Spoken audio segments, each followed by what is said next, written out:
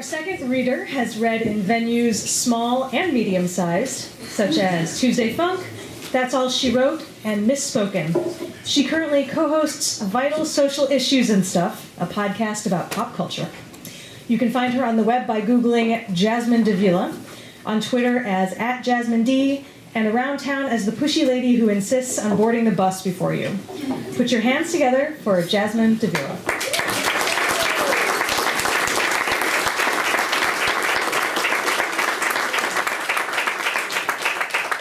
I will adjust your microphone. Oh, right, okay. It is my duty. Yay! Okay. How's that? Can't tell. Okay? Okay. Yeah. Can everybody hear me? Yeah. Can everybody see me? That's the more important thing. Okay. All right. Okay, so I have to follow him for follow a great story. No pressure. No pressure. No pressure. Okay, great. 10 years ago, I was on the cusp of turning 30. And so too were many of my friends. Now, that year, I went to quite a few birthday dinners at sort of semi-fancy restaurants. And that's a lot of time spent passive-aggressively rather, calculating people's share of the check. Too much time engaged in seething at those people who would order another bottle of wine without asking the rest of the table if they wanted wine too. I wasn't sure how to behave when I turned 30. Now, was I supposed to be panicking like the heroines of so many awful movies and television shows that I had been watching at the time? Should I have been hunting for the man who would eventually become Mr. Jasmine Davila? But before I could get to answering those all-important questions, I had to figure out how I was going to mark such an important occasion. I was going to have a dinner. I wasn't actually just going to have one dinner, I was going to have two, and that was a mistake. One would have been enough, would have been more than enough, actually. Now, the first dinner was actually pretty great. It was a low-key evening at the Duke of Perth, where I got to eat as many curried strips of beef that I wanted. It was on a weeknight, and it was great because people were in a good mood. We were drinking scotch and, eating all that beef. Now, the second birthday dinner was fun, but considerably more hectic. Well, maybe it wasn't more hectic, it was more like kind of a hot mess because, I decided I want to have a simple dinner for 20 people in Wicker Park on a Saturday night. I didn't know this was a terrible idea at the time because I still lived in Bucktown, so Wicker Park was totally convenient for me. Wicker Park was arguably still cool at the time, and by cool, I mean that it was fun for me to hang out there, as opposed to now where it's not fun at all.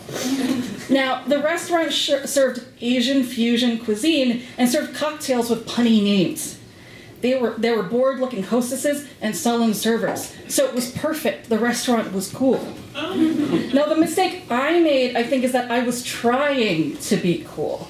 No good ever came of me trying to be cool beyond my grade level.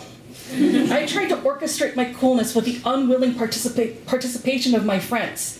Now, these friends who have more patience when it comes to me than I could ever possibly deserve, I should have done what my friend Jacinda did.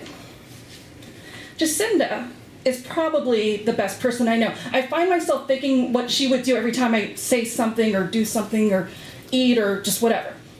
So when she had turned 30, her mother and her sister just threw her a party. It was just us, immediate family, and very close friends. There were pink balloons and streamers and pink champagne we slurped through bendy straws out of mini bottles, and we had a lot of guacamole. Now, there is no party that cannot be improved by the presence of a seemingly endless supply of guacamole. And while we were all adults with apartments and jobs and responsibilities, we didn't wait very long before inhaling the helium that filled the 30 balloons in Jacinda's sister's apartment. There are pictures of that night, but alas, no video or audio of the 30 of us trying to keep straight faces as we sang and talked over the course of the evening. That's probably a good thing, as 10 years later, a lot of those friends have children who would probably go nuts at the sight of their parents inhaling helium like a bunch of birthday party junkies. Now, these past few years, I've been enjoying the way my friends have been turning 40, with copious amounts of alcohol and travel. Now, there is no milestone birthday that cannot be improved by booze and vacations. My friends are doing things like going to Las Vegas for girls' weekends, or flying off to Napa to do nothing but drink wine and smoke cigars with the boys.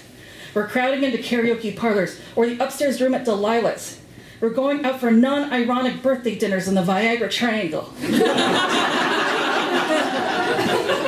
Okay, well, maybe not that last part yet, but I mean, I can totally see that happening at some time soon. If for no other reason than a lot of people, meaning me, like to eat steak while shamelessly ogling other people's surgically enhanced bodies. The thing that I like best is that a lot of people I know are celebrating birthdays the way that they like. There's no pressure, at least outwardly, that I can tell, to impress people with fancy dinners. No need to plan elaborate parties unless that's just the thing that you want. No stress over not getting the present that you wanted, because when you have alcohol and balloons and guacamole and a steak, and whoever among your friends is your Jacinda, then there's really nothing else to be had. Now, before I start sounding like the senior class valedictorian going over her time limit at high school graduation, I need to mention the other thing that I like about being old, or just older. I like to make fun of people who are freaking out about turning 30. Now, if you're genuinely worried about turning 30 because that's when your inheritance or your health insurance or your job or your spouse runs out, I mean, that is one thing. I get it, okay? But, like, if you dread turning 30 because you're not where you think you're supposed to be, or you don't have what you thought you were supposed to have, or your boobs are quite a bit lower than they were supposed to hang, then, I will still feel free to mock you, but gently, though, and with a great deal of affection. I mean, it's not like we're living in the movie Logan's Run, where there's no one over the age of 30, because in that hedonistic society, when you become 30 years old, you are vaporized in this huge arena in front of like thousands of cheering people, who all think that you're just getting reincarnated. It's called perspective, and I like to think that I have some. Or maybe that's just me being an asshole. I can't really tell the difference. Not that anyone asked, but I'm going out of town for my birthday. My 40th birthday, my next one. I've convinced a few girlfriends that what we need to do is go somewhere with cheap wine, a decent exchange rate, and all the salted cod we can eat. Now, I myself am not a mother, but I am just as giddy as my friends who are happily leaving their small children behind with their husbands or mothers or other generous caretakers who will take over while the five of us shop for cheap leather goods. Now, when I turned 30, I didn't think that I'd be this lucky, to be so fortunate as to be able to go on a trip like this, to have the friends that I have, to have this opportunity to tell you about it. And maybe it's braggy to go on about this. It's definitely bougie, but then again, we're at the Hop Leaf, so it's par for the course. But it's my birthday. It's my birthday. Well, it'll be my birthday in 2 months. It's a leap year, so that means I get an extra day to be 39. But when I turn 40, I'm going to do whatever I want, just like I always have, and just like I always will. Thank you.